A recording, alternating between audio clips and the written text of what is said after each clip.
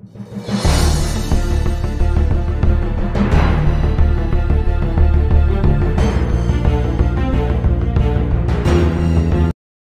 আলাইকুম সম্মানিত ভিউয়ার্স, বরাবরের মতো আবার আপনাদের মাঝে হাজির হলাম। আজকে আমি আপনাদের যে ডিপিএস আছে, যে পাওয়ার সাপ্লাই দিয়ে আমরা কিভাবে মোবাইলের কোন আইসির কি সমস্যা সেটা নির্ণয় করব কিভাবে, এবং কত রিডিং দিয়ে আমরা ফোন ওপেন করব, তো আমরা সেটা দেখাবো এখন। তো দেখেন, আমি এখানে কিন্তু আমার এখন পাওয়ার সাপ্লাইটা একদম 0 রিডিং আছে। আমি রিডিংটা একদমই কমানো অবস্থায় আছে। তো আমি এখন একটা ফোন ওপেন করব, তার জন্য আমার কত রিডিং প্রয়োজন আমি আপনাদের বলে দিচ্ছি। যে একটা পাওয়ার সাপ্লাইতে 3.7 হচ্ছে কমন ভোল্টেজ। তো 3.7 থেকে আমরা 4.2 এর ভিতরে রাখবো। দেখেন, এটা হচ্ছে কারেন্ট অপশন, এটা দিয়ে আমরা কারেন্টটাকে বাড়ানো কমানোর সিস্টেম হচ্ছে এটা দিয়ে আমরা ভোল্ট নির্ধারণ করি। যেমন আমাদের 5 ভোল্ট, 4 ভোল্ট, 3 ভোল্ট, এরকম ভোল্ট নির্ধারণ করি। দেখেন, আমি এটাকে দেওয়ার পরে এখানে 7.2 ভোল্ট, 6 ভোল্ট, তারপরে 4 ভোল্ট আছে, 2 ভোল্ট আছে। তো দেখেন, এখানে 1 ভোল্ট থেকে একদম 15 ভোল্ট পর্যন্ত। তো এটাকে আমরা ভোল্ট অপশনটাকে আমরা ফুল দিয়ে রাখবো। দিয়ে তারপর আমাদের যে ভোল্টেজ যেই দুইটা মেনু আছে, এটা দিয়ে আমরা ভোল্টেজটাকে বাড়াতে কমাতে পারবো।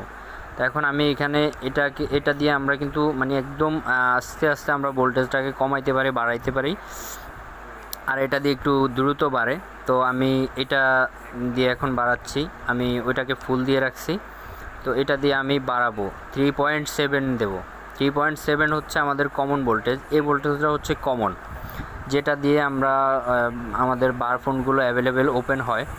আর যে সকল ফোনগুলো ওপেন হবে না সেগুলোর জন্য আমরা আরেকটু ভোল্টেজ বাড়িয়ে দেব, তবে সর্বোচ্চ 4.2 ভোল্ট। এর বাইরে আমরা কোনো ভোল্টেজ দিয়ে কোনো ফোন ওপেন করার চেষ্টা করব না, তাহলে কিন্তু ফোন শর্ট হয়ে যেতে পারে। কিছু সেট হয় এর থেকে বেশি ভোল্ট প্রয়োজন হয়, তবে 98% ফোনেই কিন্তু আমরা এই 3.7 এবং 4.2 ভোল্টের ভিতরে রেখে আমরা ওপেন করি। তা আমি এখন এই 4.2 ভোল্ট দিয়ে আমি বাটন ফোনটাকে ওপেন করছি। দেখবো যে আমার এই ফোনটাতে কোনো শর্ট আছে কিনা, বা ফোনটা সঠিকভাবে ওপেন হচ্ছে কিনা। যদি একটা ফোনে কতটুকু শর্ট আছে, এটা ফুল শর্ট বা হাফ শর্ট হোক বা ওভার ভোল্টেজ শর্ট হোক, শর্ট কিন্তু অনেক রকমের হয় আর অনেক জায়গা থেকে হয়। তো আমরা এই ডিপিএসের মাধ্যমে কিন্তু শর্ট নির্ণয় করতে পারি, এবং ডিপিএস দ্বারাই কিন্তু আমরা আবার শর্টকে রিমুভ করতে পারি। তো এখন দেখেন, আপনারা মোবাইলের পজিটিভ নেগেটিভ নির্ণয় করার ক্ষেত্রে ব্যাটারি চেক করলে আপনারা বুঝতে পারবেন। যেগুলো 4 পিন থাকে সেগুলো আপনারা ব্যাটারি দিয়েও বুঝতে পারবেন, অথবা 3 পিন থাকলে তো আমরা সহজে বুঝবো এক সাইড পজিটিভ আরেকটা হচ্ছে নেগেটিভ, আর মাঝখানে যে লাইনটা থাকবে সেটা হচ্ছে আমাদের বিএসআই লাইন। তো এখন দেখেন, আমি ফোনটাকে ওপেন করছি।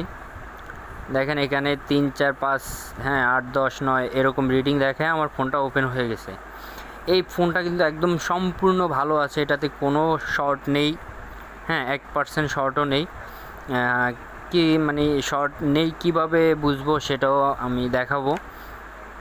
দেখেন, এভাবে কিন্তু আপ ডাউন করবে। আপনার যে কারেন্ট যে অপশনটা আছে, সেই কারেন্ট অপশনটা কিন্তু যে একটা সেট যদি একটা ভালো রানিং ফোন হয়, সেটা আপনি এই 3.7 বা 4.2 ভোল্টেজ দিয়ে ওপেন করলে কারেন্টটা আপ ডাউন করবে। কারণ হচ্ছে আপনার ফোনটা এখন রানিং অবস্থায় আছে। যদি ফোনটার ডিসপ্লে আলোটা অফ হয়ে যায়, তাহলে একদম দেখবেন কারেন্ট অপশনটা একদম 0 অপশনে চলে আসছে। কারণ এটাতে এখন আর কোনো ভোল্টেজ কোনো সেকশনে যাচ্ছে না। কারণ এটা স্ক্রিনটা অফ থাকলে এই কারেন্ট অপশনটা কিন্তু একদম 0 হয়ে যাবে। আর যদি 0 না হয়, তাহলে কিন্তু আমরা সেটা বুঝবো যে সেটাতে নর্মাল শর্ট আছে, যার কারণে 0 হচ্ছে না।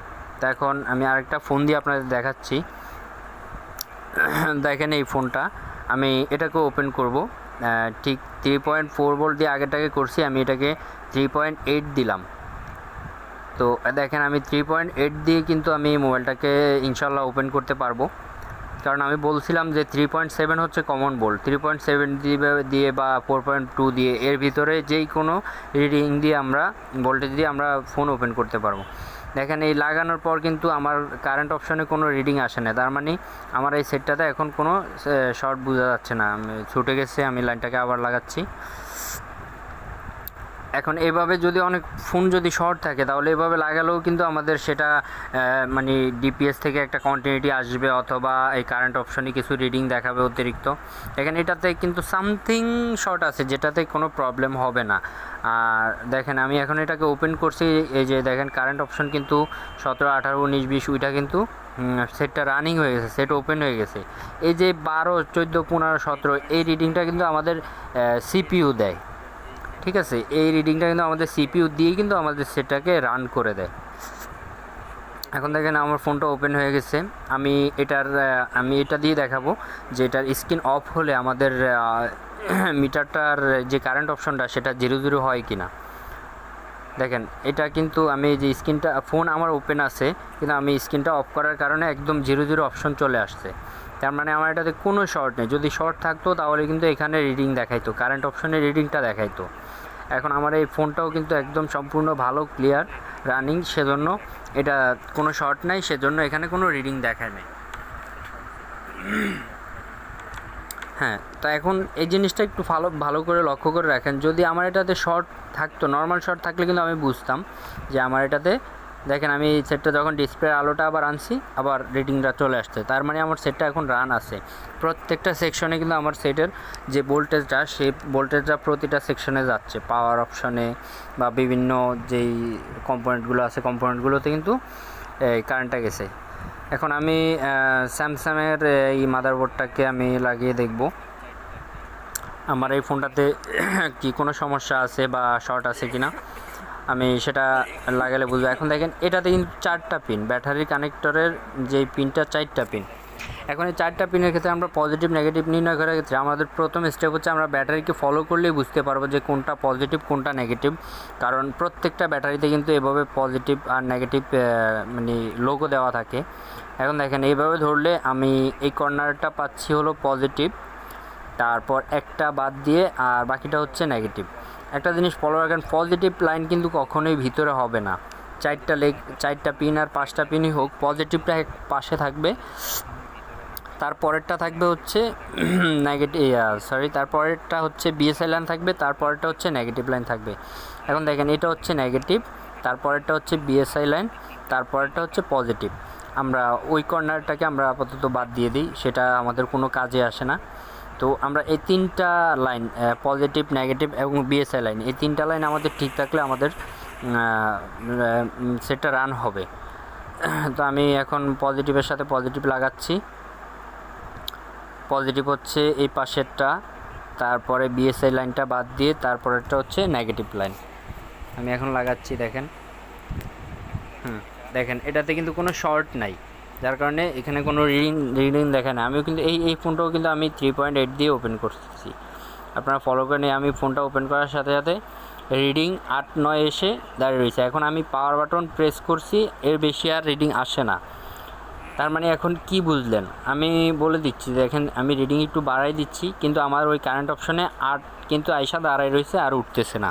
আমার ফোনটা কিন্তু এখন রান হয় নাই। সেটা আমি কীভাবে বুঝলাম, আমার ফোনটা যদি রান হতো তাহলে কিন্তু মিটারের এই কারেন্ট অপশনের রিডিংটা বা 15, 20, 25 এরকম হয়ে যাইতো, এরকম হয়ে আমার ফোনটা রান হইতো। তো এখন এটার কাজ হচ্ছে এটার কাজ হচ্ছে ইএমএইচের প্রবলেম। ইএমএইচের প্রবলেম কীভাবে আমি এখন ডায়াগ্রাম দিয়ে আপনাদের আসলে দেখাবো। দেখেন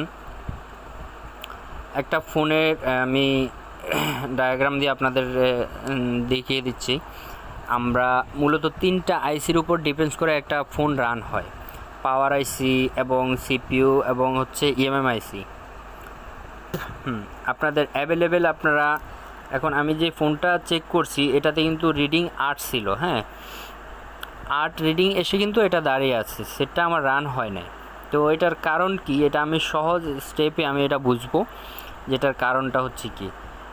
আর ওই জিনিসটা আপনারা ফলো করবেন যে 3.7 এবং হচ্ছে 4.2 এই ভোল্টেজের ভিতরে আমরা যেই কোনো ফোন ওপেন করতে পারবো। যেই ফোনটা আমাদের ওপেন হবে সেই ফোনটা কিন্তু আমাদের এই রিডিং দিয়ে ওপেন হবে।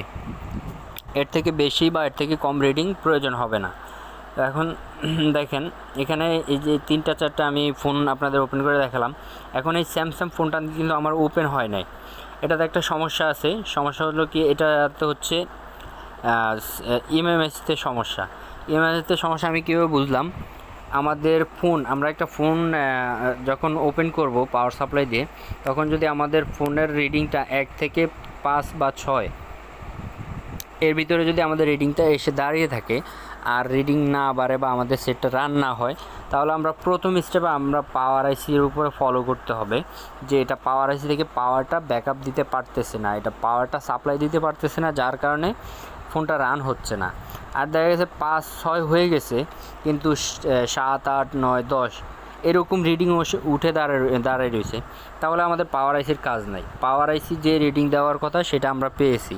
এখন পরের স্টেপে হচ্ছে আমরা 7 8 9 10 এরকম রিডিং পাইছি, কিন্তু এর বাইরে আর যাচ্ছে না। তার মানে সেটা হচ্ছে আমাদের ইএমএমআইসিতে প্রবলেম। কারণ ইএমএমআইসি হচ্ছে আপনার 6 7 8 9 10 এই রিডিংটা ইএমএমআইসি থেকে আসে। যখন এই রিডিংটা ওভার হয়ে যাবে তখন আমাদের ইএমএমআইসিটা ভালো থাকলে এই রিডিংটা ওভার হবে। আর যদি এই রিডিংয়ের ভিতরে দাঁড়িয়ে থাকে তখন কিন্তু আমাদের ইএমএমআইসিতে আমরা ফলো করতে হবে, কারণ প্রত্যেকটা মাদারবোর্ডেই কিন্তু ইএমএমআইসি থাকে আলাদা করা, সিপিইউ আলাদা করা থাকে, কিন্তু পাওয়ার আইসি সব মাদারবোর্ডে থাকে না। আর যদি 12 থেকে 15 16 17 18 রিডিং উঠে কিন্তু সেট রান হয় না, সেক্ষেত্রে এখন আপনারা ফলো করেন। দেখেন এখানে 3.7 4.2 এটা কমন ভোল্টেজ আমি বলছিলাম, আর এই ফোনটাতে হচ্ছে 8 রিডিং ছিল আর ওপেন হয় না। তার মানে আমি দেখেন এখানে আমি যে লিখছিলাম 7 থেকে 9 1 থেকে 6 এবং 12 থেকে 15, তো এই 1 থেকে 6 এর ভিতরে রিডিং যদি দাঁড়াই থাকে তাহলে আমরা পাওয়ার আইসির সমস্যাটা লক্ষ্য করব যে আমাদের পাওয়ার আইসি থেকে পাওয়ার দিচ্ছে না।